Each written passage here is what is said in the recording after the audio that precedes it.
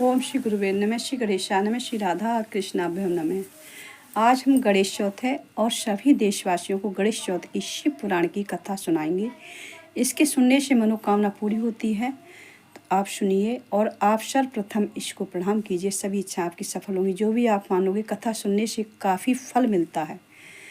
श्री गणेश का जन्म गणेश चौथ को भादों शुक्ल चतुर्दशी को दोपहर में हुआ था।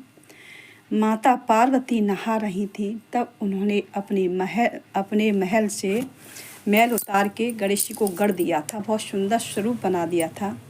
जब गणेश जी में जान आ गई और माँ बहुत सुंदर स्वरूप, माँ ने अपने बेटा पुत्र को और गले से लगा लिया और उसको सारे वस्त्र गहने कपड़े उनको पहनने के लिए दिए और एक छड़ी दी माता ने और कहा कि जाओ तुम मेरे द्वारपाल बन जाओ और किसी को आने मन देना, मैं नहाने जा रही हूँ। तो गणेश जी तो करुणा के सागर है कि बोले कि मैं माँ की आज्ञा शिरोधार्य करके वो खड़े हो गए। बाहर खड़े हो गए तो उनके भोलेनाथ आ रहे थे, अपना घूम के आ रहे थे भोलेनाथ। उन्होंने अपने गणों को भेजा कि जाओ और अंदर जाओ। तो गढ़ आए तो वहाँ पे सब गणेश जी खड़े थे, उनको पहरा दे रहे थे, उनको जाने ही नहीं दे रहे थे अंदर। कि माँ नहा रही है, मैं किसी को नहीं जाने दूंगा। कि आप कौन हो? कि मैं माँ का पुत्र हूँ गणेश।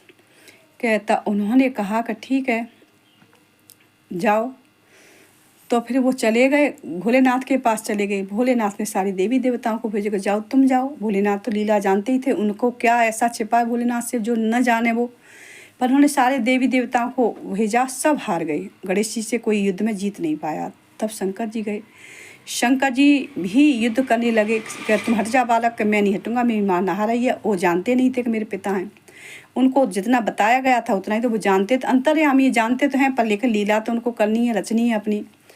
तो ये सब लीला हो रही थी। तब उन्होंने सिर छेदन कर दिया तो माँ कुपित हो गई। माँ ने त्रिलोकी को भस्म करने की ठान ली कि मैं त्रिलोकी को भस्म कर दूंगी, मेरे पुत्र को जिंदा करो। वो और फिर सारे देवी देवता भगवान के आगे हाथ जोड़ के विनती करने लगे कि आप गणेश जी को जिंदा कर दीजिए, नहीं माँ त्रिलोकी को भस्म कर देगी।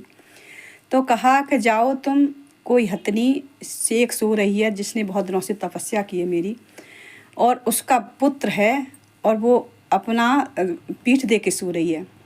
तो पीठ दे के सो रही है तो अपना चक्र से उनका सिर काट लाओ। तो उसके पुत्र का चक्र से सिर काट लाए और भोलेनाथ को दे दिया। भोलेनाथ ने और गणेश जी के मुंह को बना दिया, तैयार कर दिया, उसमें प्राण डाल दिए और गणेश जी उठ के बैठ गए और उन्होंने प्रणाम किया सबको। माता भी आ गई, माता भी खुश हो गई। तब सर्वप्रथम पूजा गणेश जी की माँ ने करवाई। तब से सर्वप्रथम